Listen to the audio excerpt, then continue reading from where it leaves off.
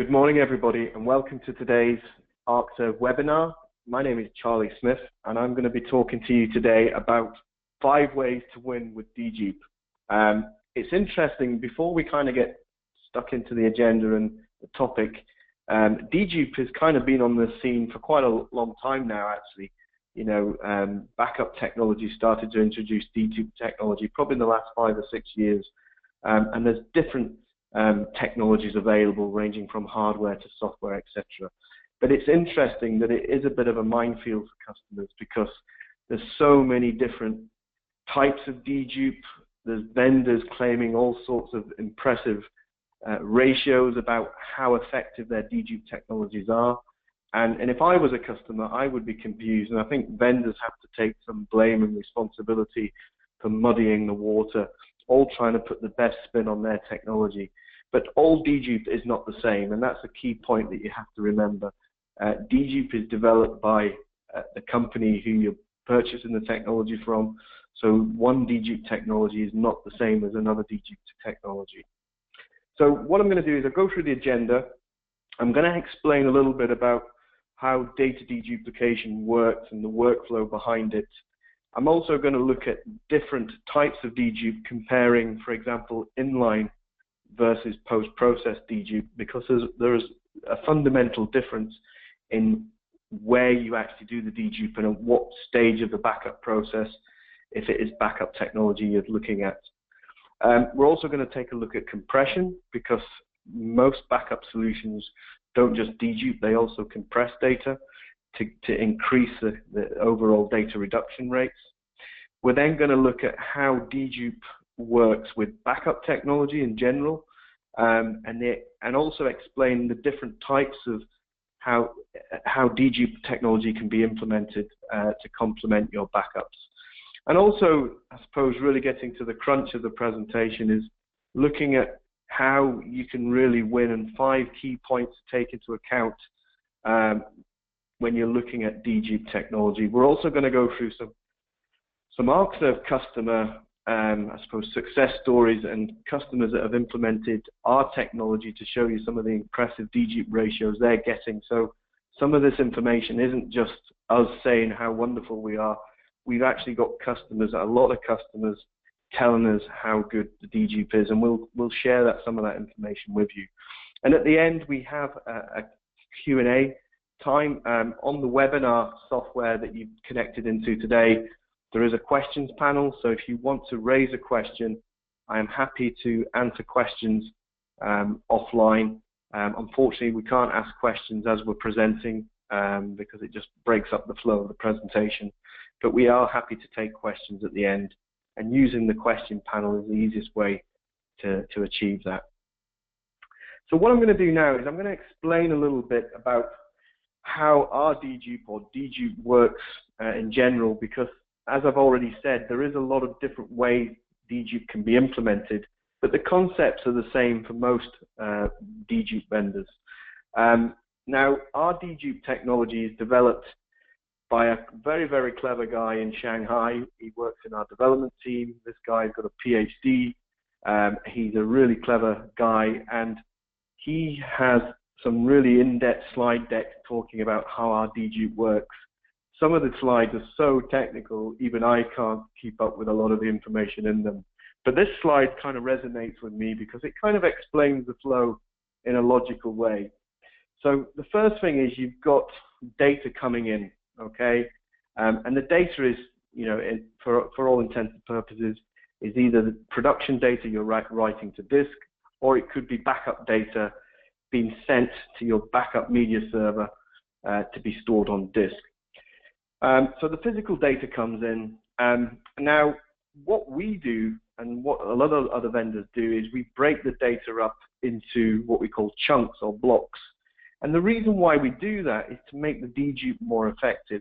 You can, for example, Dedupe at a whole file level if you wanted to, but the thing is with that approach is that if someone makes a change to, for example, an Excel spreadsheet or a Word document, and it could be that they just opened the document and closed it, and the properties of that file has just changed. You know, the last access or the last modified date and timestamp has changed. Now, if you were deduping at a file level, that would indicate there's a new version of that file by just opening and closing the file, because some of the properties have changed. And what that would mean is that we wouldn't dedupe that file because we would treat it as a new file because the properties are different. So doing file level dedupe isn't very, very efficient, because we would simply, most of the data would be ignored, because if some property of the files that are coming in have changed, we would treat it as a new file. So by breaking the file up into blocks means that we can analyze each block, and only if one block or one block associated with a file has changed, we will just back up or reference that block and commit that to disk. So there are trade-offs here. The smaller the block size, the more efficient the dedupe is, because the chances are only one element of a file may have changed, and we would capture that in one of those small blocks. So having block sizes like 4K, 8K, for example, gives you very good dedupe ratios, because you're splitting the data up into very small pieces, and only the pieces that have actually changed in those small blocks will actually be referenced and backed up or deduplicated. Now, if you have larger block sizes, the dedupe is less efficient in the sense that it will back up more data and less of it will be deduped. So that's just something, and we can discuss block size further down the presentation. Now, when you write a block, we have to give the block a signature, which is what we call the hash key. And the hash key is basically like a reference to that block and what has changed or what has not changed, depending on what's going on. So the hash key is really the signature of the block, and that goes into what we call the hash database. Now, the hash database can be a relational database for some vendors. It can also be a flat file database, which it is in Arcserve's case. Now, what happens is with these keys, if I have multiple blocks coming in and those blocks are already recognized as data that's already been committed to disk, we will basically say, okay, this key already exists, and it already points to a block in the backup repository, and therefore we don't really need to back up the data again because the block already exists. So what we do is we create an index pointing to that key, which is basically matching up to that latest recovery point for that machine coming in. So we have indexes pointing to the keys. The keys refer to the signature of the blocks, and the blocks determine what actual bits of the file or files that we're backing up are changing. So the hash database can grow in size. The more efficient your dedupe is, you tend to have a larger hash database because there's more keys being referenced. The less changes that are made, i.e. you're not deduping as much, the hash database tends to stay smaller. So this is the kind of process, and this is all happening kind of in microseconds. You know, this is all happening real time, or it can happen post-dedupe, and we'll talk about that a bit next. So I hope you understand the flow of dedupe. You've got data coming in, it gets broken into blocks, each block's analyzed, and only the relevant block that has changed will be committed into the database. If it's a new block or a changed block, if it's a block that already exists, it just gets referenced. Each block gets a hash key created, even if it's the same block or a new block, and then the hash key is held in the database. And each of those hash keys is indexed, so it can be looked up easily, especially when we come to restore data. We need the indexes to point to the hash keys, which are mapping all the data together that we can then extract and recover from the disk storage. So the dedupe layer is really important, and really this is what I was saying to you before. How effective this piece of the puzzle has been developed really determines how effective your dedupe technology is overall. The technology we use in Arcserve is very, very good. It's been very well developed. It's been very well architected and thought out. And we've proven now beyond any reasonable doubt. We've had dedupe in UDP since 2014, and we have a very large customer base now, and the technology works really well. So this is kind of how the dedupe technology all hangs together. Now, there are different types of dedupe as well. Not so much the process of breaking the blocks up and creating the hash keys and the indexes, most dedupe technologies use a similar process to us. But in terms of where you do the dedupe is really also equally important. Now, we've talked about some of the properties here, fixed vs variable block. Fixed block tends to give you the best dedupe ratios because we just break the data up in a very logical sequence. It's, you know, if you've got 4K block size set in your data store, we just break all the files up into 4K blocks and analyze those 4K blocks, and only the changes in one 4K block will be affected. We provide a hash key, we put it in the hash database, we write the block to disk if it's new or changed. If it's an existing block, we just point the key to an existing block and we index it. So having variable block is another way you can do dedupe, and that tends to work well with file types that are well understood. So having, for example, variable block dedupe for things like Office documents where the data structures are very well understood can be quite effective because you know, for example, we know where the property indexes are for a file like X, so we can make a variable block that will back up the data in an efficient way and recognize just the changes made in the properties of a file, for example. So there are different ways to do it. We prefer to do fixed block because it's more methodical and it's easier to process the data. And there are various block sizes that you can set in your backup software.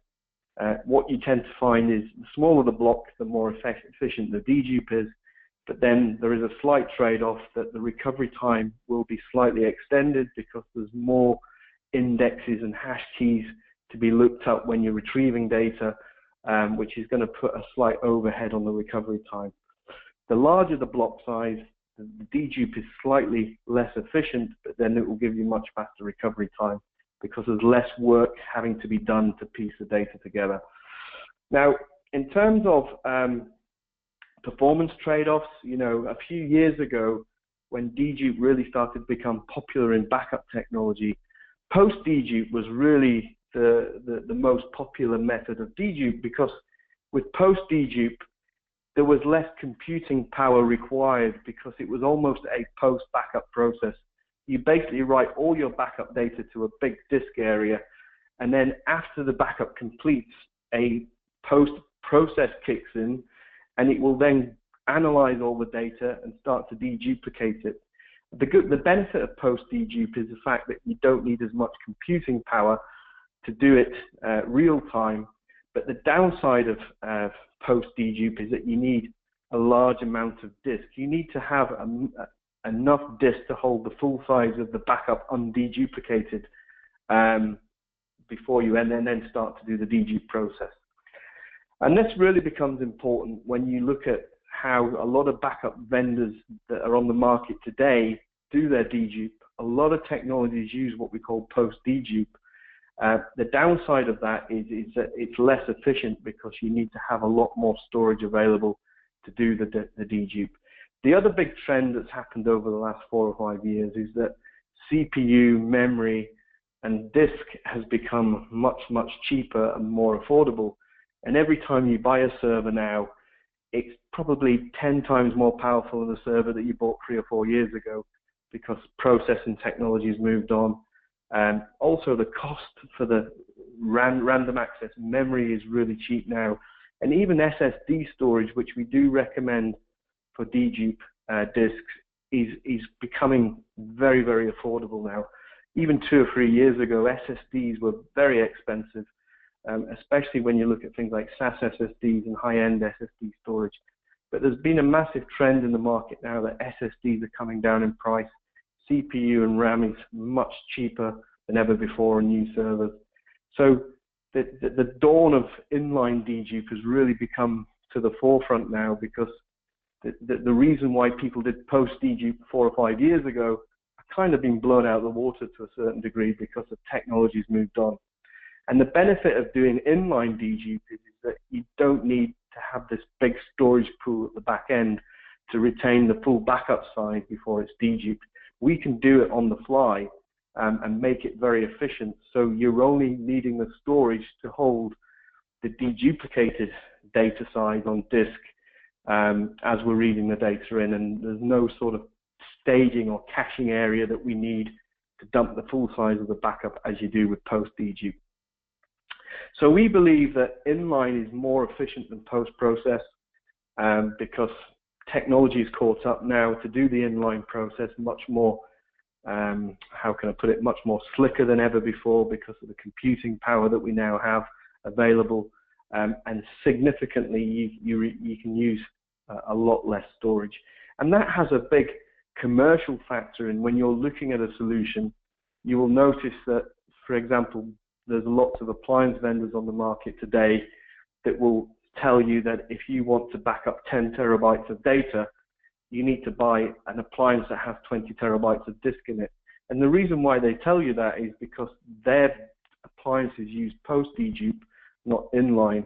So they need a lot more storage available to land the initial backup on disk and then crunch it down afterwards.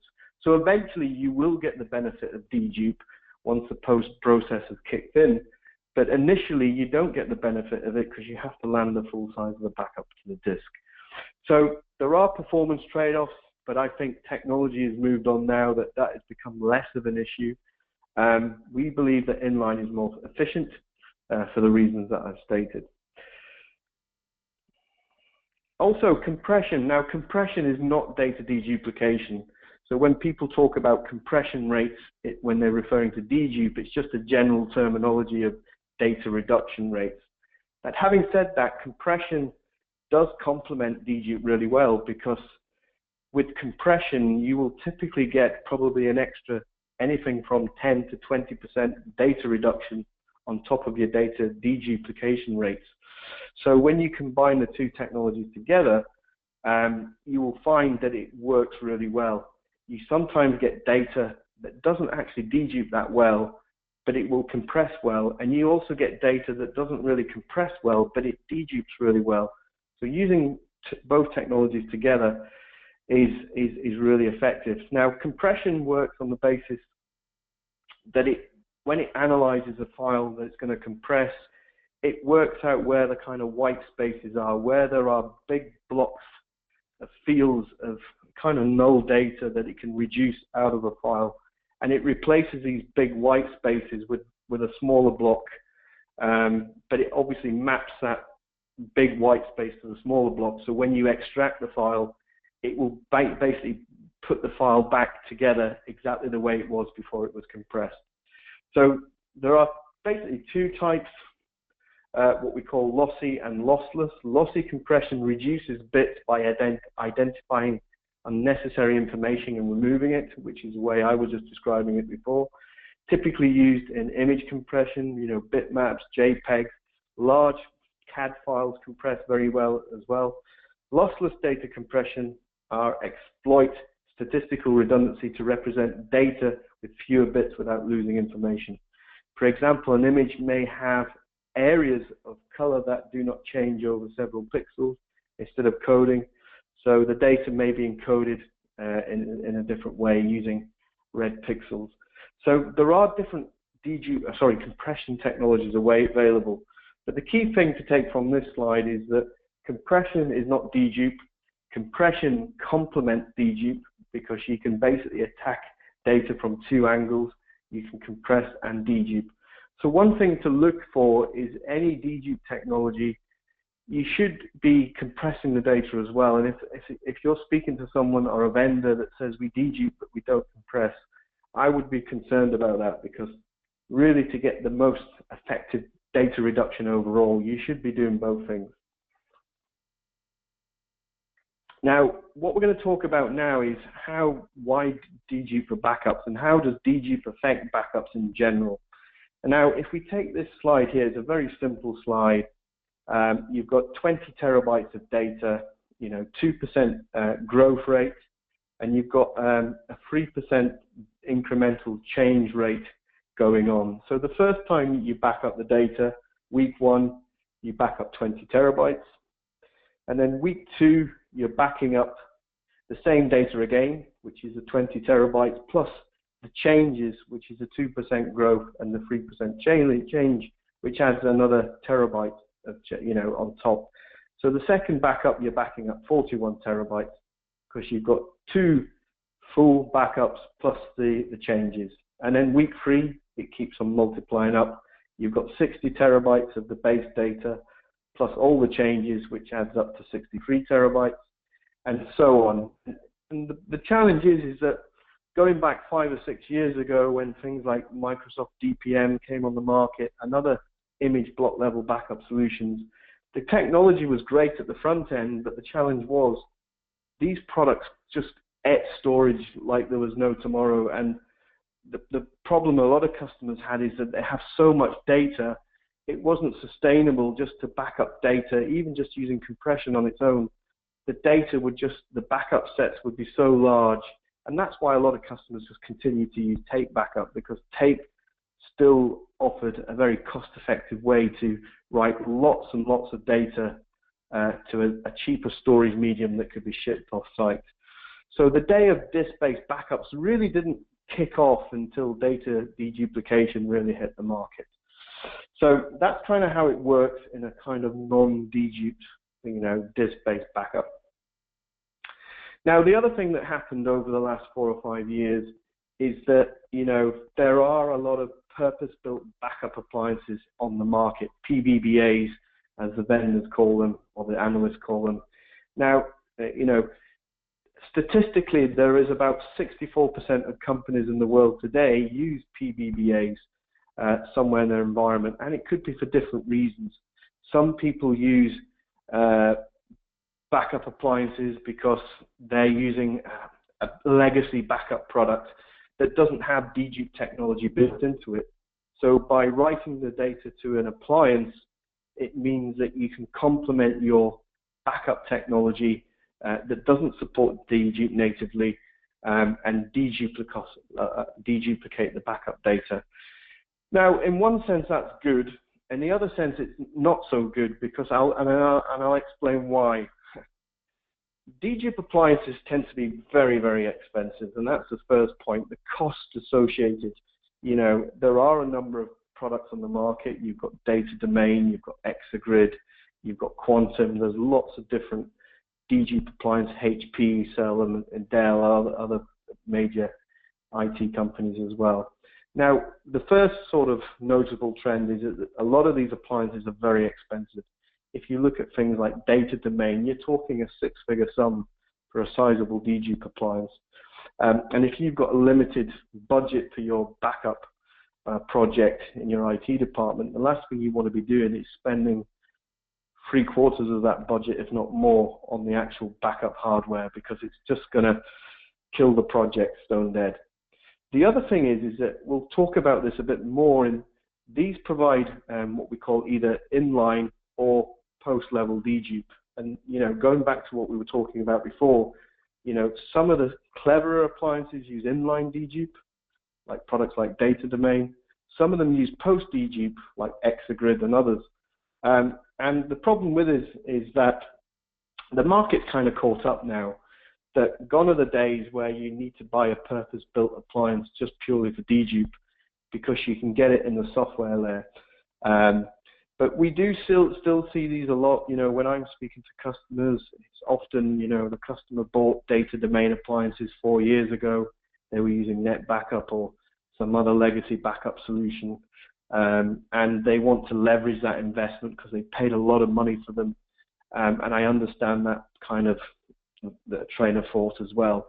But if you're a new customer looking to put in a new solution, I would really be wary about going down the purpose-built backup appliance route, because there really is absolutely no need to do that today. Now, if you look at how a backup appliance works, like a Data Domain or an Exagrid, you basically have 3 levels. You've got what you're protecting at the front end. You then have your backup service, because with a purpose-built appliance, you still need to have a server that actually takes the backups and connects to the client agents and backs up your SQL and your Exchange and your systems, your physical and your virtual. Now, the problem with backup appliances, you only get the benefit of the dedupe at the last hop of the process, as it were.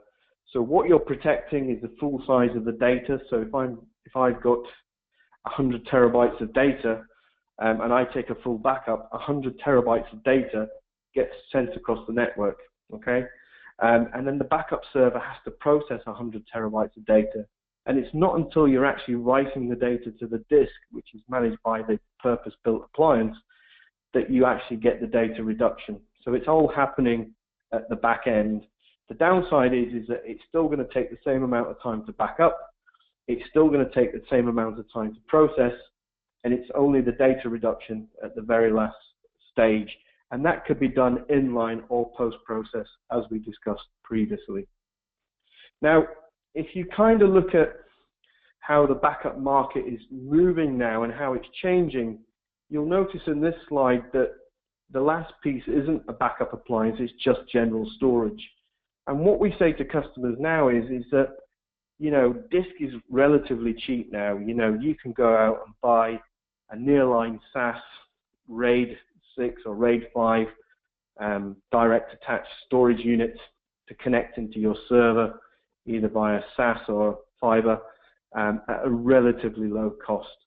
And even if you look at NAS storage, the costs are even cheaper.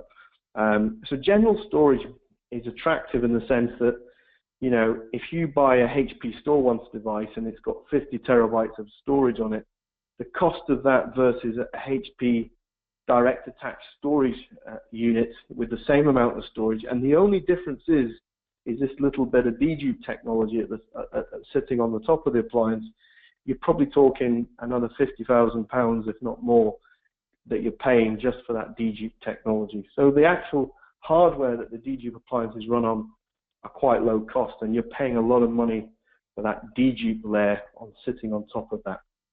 Now, in this example, with source-side Dedupe, you've got the full size of the data obviously sitting on the production servers being backed up. Now, with source-side Dedupe, you get the benefit that the data's been reduced as it's written to the backup server. So you can see there that the backup server has a reduced amount of data because the backup software is now doing the Dedupe. It has the intelligence and it's processing the data. So the amount of data then written to the storage is also in a Dedupe format. But you'll notice that in this approach that the backup server is doing the work and the calculations and not the backup target, which is now the general storage. Now, the benefit of this approach is that you're getting a quicker data reduction to begin with, because we're reducing the amount of data sent over the network, because we're calculating what's unique at source. So that's going to give you faster backup times.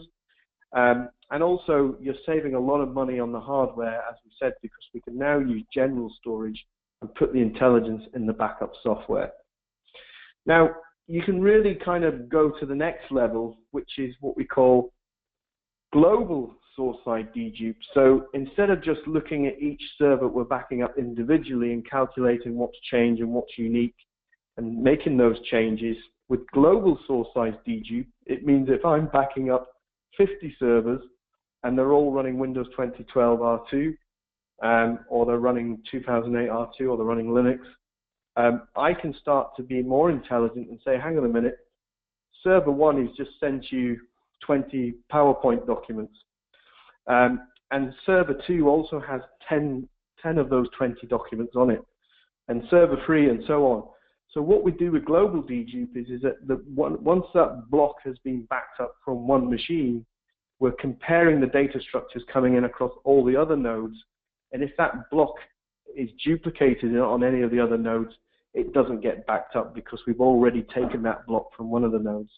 And global Dedupe is the most effective way to deduplicate the data, because you're globally referencing the data coming in from multiple sources, and that will give you the highest data deduplication ratios overall.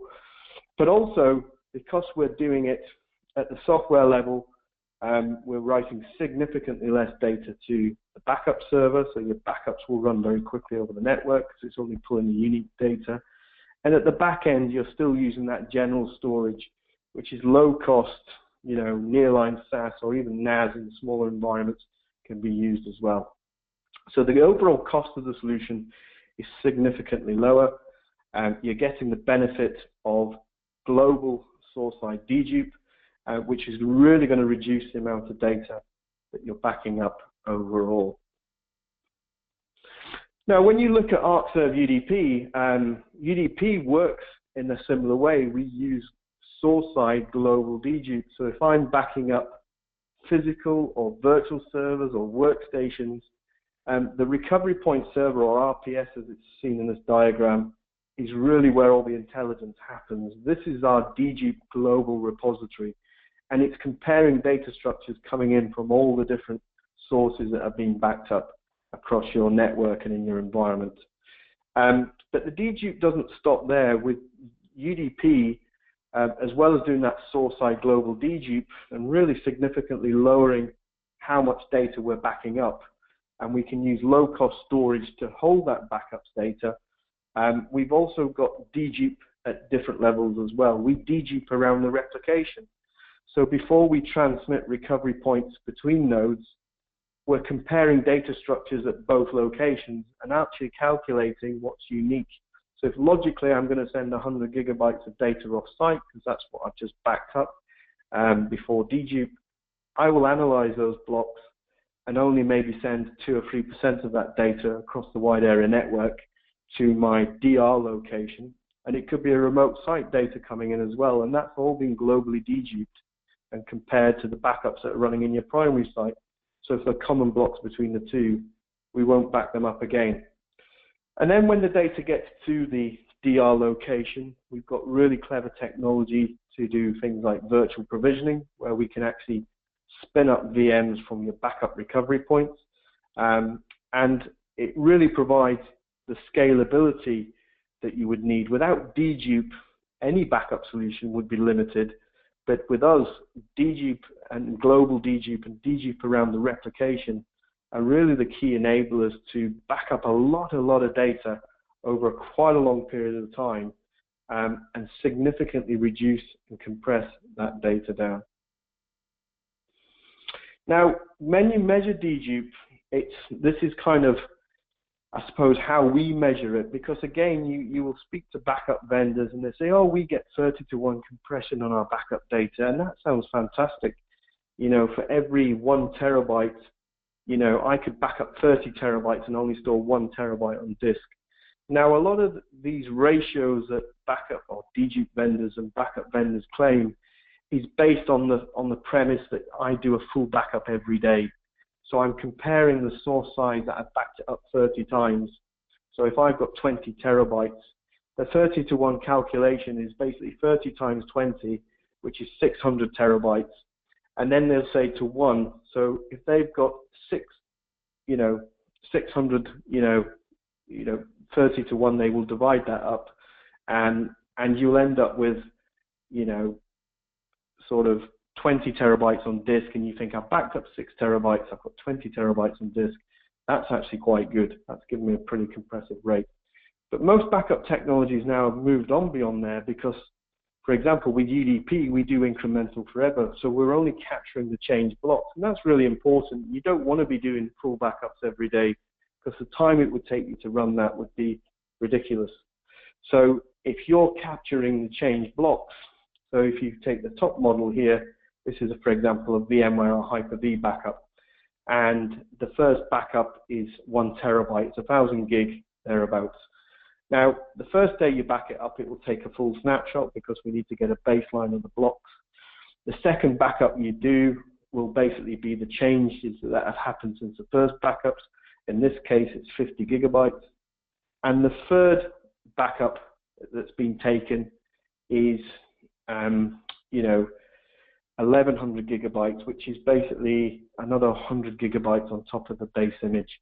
Now, in terms of total recoverable size, that's 3,150 gigabytes, because I could do a full system recovery of that system or that data from any of those recovery points taken. So logically, we backed up, we're protecting 3,150 gigabytes.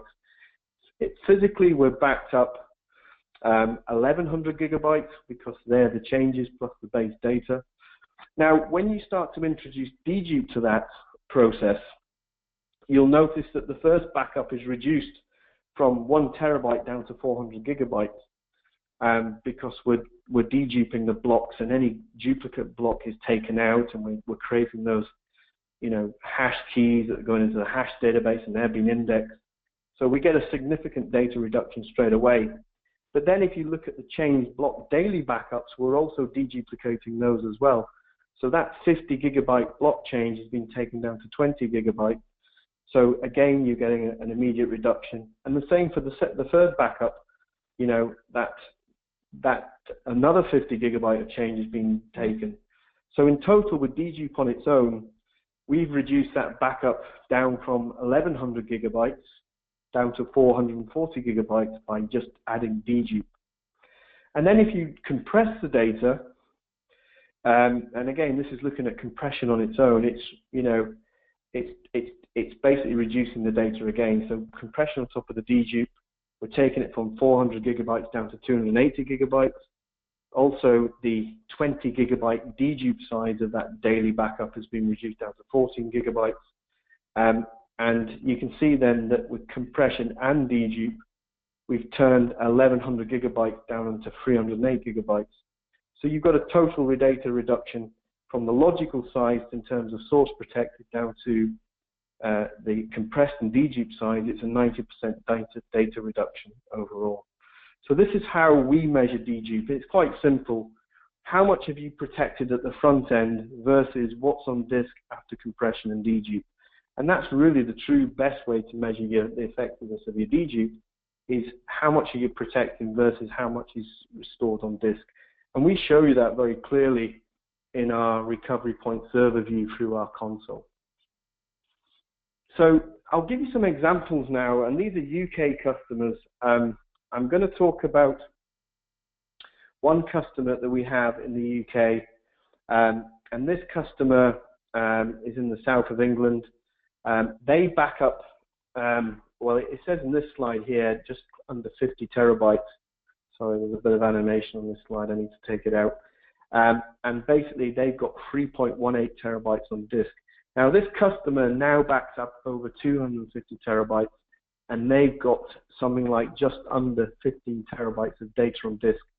So this customer also wrote an article on Spiceworks, and they're getting, a 93% data reduction overall, 90% dedupe rate plus an additional 36% compression, which gives them an overall dedupe rate.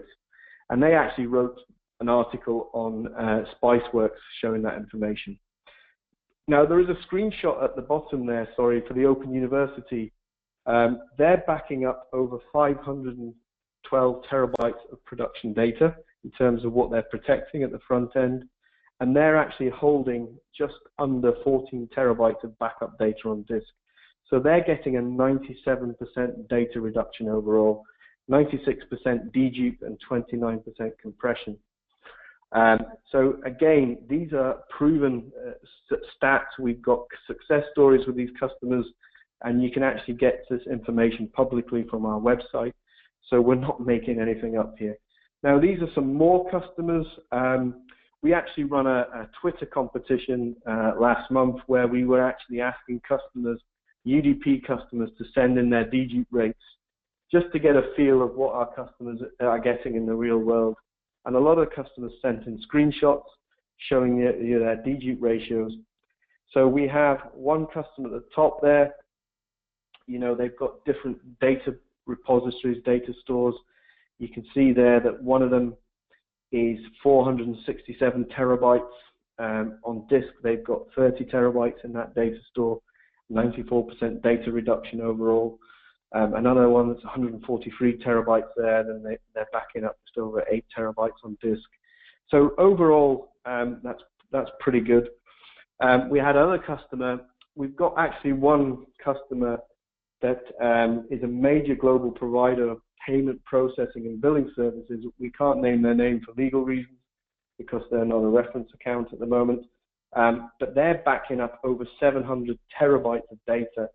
And they've got 23 terabytes of data in their data store. I think it's about a 97% data reduction. So we're not saying every customer gets, these rates, but what we are seeing a trend is, it's not untypical now to see a customer anything from 85, 87, 88% data reduction all the way through to the mid-90s in terms of data reduction.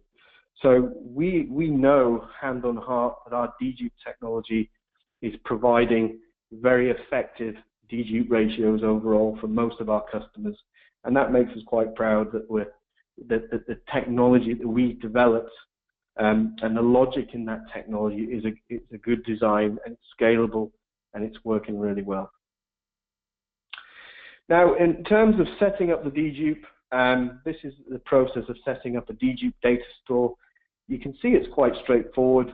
When you build a data store, which is a storage pool in UDP, you just tick the option that you want to use data deduplication to deduplicate the data, and then there's a number of directory structures that we create to hold the data indexes, and the hash database. The hash destination is key. What we do recommend, there's two ways you can run the hash destination. You can run it in RAM mode, where if the server's got a lot of RAM on it, you know, say you've got a server that's got 128 gig of RAM, you can just basically allocate along that hash memory allocation scale. You can just slide that along and maybe allocate 32 or 64 gigabytes of RAM, depends on how much data you're protecting. If the server doesn't have a lot of RAM, we recommend that using an SSD card on the server, a card that's kind of designed for read access, read intensive lookups, you know. So you do get SSDs that have got optimized for write performance or optimized for read performance. We tend to recommend the ones optimized for read performance. And you'll notice that the hash destination there is on the H drive, because that's on a faster disk. And then you can put the volumes and the indexes on different drives, as you can see. And you can also set the dedupe block size there, and you can see this example set to 4K, which is going to give you very high dedupe ratios. We've also got a planning tool which helps our customers calculate what the potential benefits would be with their own data.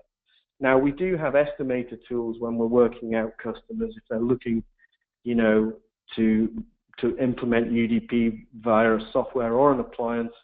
We can basically plug in your numbers. We can say, okay, you've got 50 terabytes of data, you're backing up 100 servers, you want to hold 31 recovery points on disk, which could be a combination of daily, weekly, monthlies. We can put in the estimated compression and data deduplication rates that we get across the industry on average for most of our customers. But if you want to take that accuracy to the next level, we have an analyzer tool that you can actually run at your site against a sample of your servers. So we wouldn't say run it across 100 servers. We would maybe pick your Exchange server, your Oracle server, your SQL server, your SharePoint environment, a couple of file servers, X number of VMs, a couple of physical servers, just to kind of give us a representation of your environment. And we would run this tool over a number of days, and that would actually help us to calculate what the actual compression and dedupe ratios we would get with your data in your environment. And then what we can do is we can plug these figures, the outputs of these tests, into our estimator tool to make the estimation even more accurate, to give you a very accurate sizing of what type of server and how much storage and how much CPU memory, or if you were buying an appliance, what the correct model of appliance would be to suit your environment. Now, we believe that these are the sort of key things that you have to look and have to consider when you're buying a backup solution with dedupe technology. Okay, first of all, we believe that inline dedupe has to be a must. Post-dedupe works okay in the sense that you will eventually get the data reductions, but the downside with post-dedupe is that you need to have a lot of storage available to hold that initial full backup and every subsequent backup before it's crunched down. So this is why when you're speaking to an appliance vendor, if you're looking at solutions like Unitrends or Barracuda or Veeam, ask these questions, because depending on what answers you get will help you qualify if you're going to get the best dedupe rates going forward. So inline really is a must for us. The benefits of inline are obvious. You use significantly less storage. We don't need this big landing area to hold the backups. Also, a small block size, you know, as we've seen, by reducing the block size, you get significant dedupe ratios. You don't want to be setting up really large block sizes or doing file level dedupe. File level dedupe works well, for example, on email servers where you're sending a PowerPoint out to 50 email recipients. The email server uses single instance storage, and it will hold one copy of that file and reference it to the 50 people it's been sent. In an email archiving or an email solution, kind of doing file level dedupe kind of makes sense. But in the real world of backing up lots and lots of terabytes of data, you want to turn it into smaller block sizes. Global dedupe, it's a no-brainer. If I'm backing up 100 servers, I don't want to be backing up 100 times, 100 copies of Windows 2012 operating system, 100 copies of the same file that's on 50 of those servers or whatever. You want to be able to globally dedupe the data. Source-side dedupe is another key, importance. If you dedupe at source, it means it will only send the unique data. It won't send the bulk of the data. There are a lot of solutions on the market that will send the incremental backup sizes across the network, but that could be the difference between sending 100 gigabytes versus 5 gigabytes, or 20 terabytes versus 2 terabytes, and that backup time is going to be significantly lowered by only sending the unique data from the source. Auto WAN optimization, again, this is really important because if part of your strategy is to replicate recovery points off-site for DR, or you want to replicate to the cloud, a lot of cloud solutions now will have a costing model based on how much data you upload and how much data you download. You also, the chances are if you're using a cloud, you're sending data over your internet connection from your business to the cloud. And the last thing you want is something that's going to hog all that bandwidth because it's taking hours to upload and pull data back from the cloud. So WAN optimization, or another way to term that is dedupe around the replication, is critically important, okay? Now, this is just some, I suppose, competitive analysis that we've observed by some of our competitors. And you'll notice that I'm going to talk through each of those here today. So we look at Veeam. Veeam's a very popular backup and recovery solution. Many customers in a VMware or a Hyper-V environment are looking to use Veeam, or they use Veeam. Now, one of the big drawbacks Veeam has is the fact that their dedupe repository isn't global. So if you've got 3 or 4 different backup plans, and there could be logical reasons for that, you may want to create a plan that you're doing a different backup schedule to other servers. You may have a platinum plan that, as well as doing daily, weekly, monthly backups, you want to take snapshots every hour, every 30 minutes, because these are your tier 1 servers. And the reason why you have them in a separate plan is because some of your servers could be on a standard policy, which are just daily backups. So you don't want to back up all your standard servers every hour because there's no need to do that. So you would create different plans for different logical groups of machines, for example. Now with Veeam, I have to have a backup destination or data store or storage pool for each plan. So if I've got a Veeam backup server and I've got 4 plans to split different groups of servers up in my organization, I have to create 4 backup pools for each plan to back up to. We can't share the same pool across different backup jobs. So the per job dedupe approach isn't that efficient, and they also use quite a large block size. And Veeam will tell you that the reason why they use a large block size is they get faster restore performance. But in reality, if you read a lot of the Veeam forums, they actually push hardware dedupe appliances to complement their technology, because they will never admit it officially, but their dedupe technology isn't that good. And as a result of that, they're often saying to customers, go and buy a data domain box if you're in a very large environment and you want to get true global dedupe on our backup sets and to really drive higher dedupe ratios. So, and that's why you can see that second arrow, it says rededupe, because they're pushing you to dedupe the data again using a more effective dedupe solution at the back end. If you look at a lot of the appliances on the market, we're using an example of Unitrends here. Now, up until very recently, Unitrends only did post-dedupe, which meant that you needed to buy quite a large appliance to hold your backup data. If you had 50 terabytes of data, Unitrends would sell you an appliance that's got 100 terabytes of disk in it. And the reason why they needed to do that is because they don't do inline dedupe. So they would need the amount of disk to basically hold a full backup on disk, plus a working area to crunch that data down after the backup completes. So eventually that 100 terabytes or 50 terabytes, sorry, may be turned into 10 terabytes or 8 terabytes. But initially they need to hold the full area, the full size of the backup on disk. Now they have introduced a slight improvement where they do partial inline dedupe to slightly improve, but fundamentally it's still a post-dedupe process. They've just done it in a way now that they've reduced this working space so they can try and limit the amount of disk they need. But fundamentally, for Unitrends to really improve it, they would have to completely redesign their dedupe engine to be more effective. Now with Arcserve UDP, we use 100% inline dedupe, 100% source-side dedupe, and true global data deduplication. So unlike Veeam, we get very impressive dedupe ratios directly from the software. We actually discourage customers to use dedupe appliances.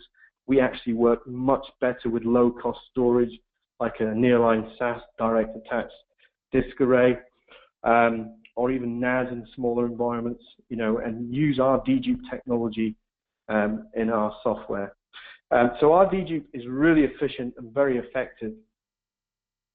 Now, if you start to look at, we've got a kind of comparison chart here, which gives you a quick lookup of what we're doing. So when you compare our products to others, 100% inline dedupe. Again, if you look at Veeam, Veeam process dedupe per backup job, so it's not true. It is inline, but it's not a very effective method. So we kind of give it half a point there. And Unitrends, again, Unitrends performs post-process deduplication for application backup, so it's not 100% inline. 100% source side, again, UDP provides that. There is a limited capability with Unitrends to support source side dedupe on VMware jobs only, but if you've got physical or Hyper-V environments, you can't do source side dedupe. Global dedupe, again, Veeam don't provide that because they need a separate backup repository for each plan. We provide that. Unitrends, again, have performed global dedupe across disparate storage devices, but it's not an effective way like we do. We've also got no dedupe appliance required. Again, both ourselves, Unitrends, we use our own technology. We don't have to use anything else. Veeam often require costly dedupe appliances to get the best dedupe ratios overall. And again, the built-in WAN optimization, the dedupe around the replication, we do it in the most effective way to send data off-site in a very efficient way. Again, Veeam requires a proxy server for WAN optimization, which is another component, which is a chargeable component in their environment. So Arcserve UDP versus no dedupe backup, you can see here that if you were using a solution that didn't have dedupe, a full backup in this example would be 217 gigabytes. You might get a small data reduction because of compression. The second full backup, 206, so again, you would be backing up a lot of data, 434 gigabytes from, a 534 gigabyte backup. So you're getting a small reduction there. Now with dedupe and compression, we will get a 56% data reduction initially on the full backup. And then as we start to back up the changes, we get very high dedupe ratios. And this is really where, just even after 2 backups, you'll probably get something like a 76% plus data reduction. After 10 backups, it's probably in the high 90s overall. So again, just to re-emphasize the point, if you are looking at a backup solution, make sure it's inline, 100% inline. Make sure it supports source-side dedupe. And global dedupe is really important as well. Okay. So just a bit of information on Arcserve. We are a global company. We were part of CA Technologies up until about August, September 2014. We are now a privately owned, independent data protection company, and it's allowed us to develop our technology into different areas. Actually, in the last 12 months, we've won significant awards in the industry. In VMware Barcelona, which is VMworld Europe, we won Best of Show and Best Virtualization in DR project for a project that we did with the Open University in Milton Keynes called MK Smart. In VMworld in America, we also won the Gold Award for Best Disaster Recovery and Backup for Virtualized Environments. We've also been given very positive and high scores from PC Pro magazine. CRN Channel Chief Awards was given to Mike Crest, our CEO. And we're getting recognition across the global industry now. In terms of the company, we are a large company in the fact that we've got over 45,000 customers. We have over 7,500 transacting partners. All the Arcserve technology is sold through our partner business. We don't sell direct. And we have, global offices and HQs in different parts of the world. Our EMEA HQ is in Barcelona, in Spain, and we've got offices, our head offices in Minneapolis in the US, and we've got offices in other parts of the world as well. So just a bit more about who we are. So that's it really. I'm going to open this up for questions now. If you do have any questions that you want to ask, please use the question panel, and we'll attempt to answer any of those questions that you have. We will be sending out a copy of these slides, and this session is also recorded, so we will try and get a recording link sent out to you if you have any colleagues that would be interested in listening to this as well. So thank you very much for your time. I'm going to stop speaking now, but if you do have any questions that you want to raise, I will stay online for the next 10 minutes to answer questions that are raised on the questions panel. And if you look in your GoToWebinar software panel there, you'll see a section called questions that you can open up there. Okay, I hope you've enjoyed this morning's session. My name is Charlie Smith, and I look forward to speaking to you soon. Thank you very much. Thank you. Bye-bye.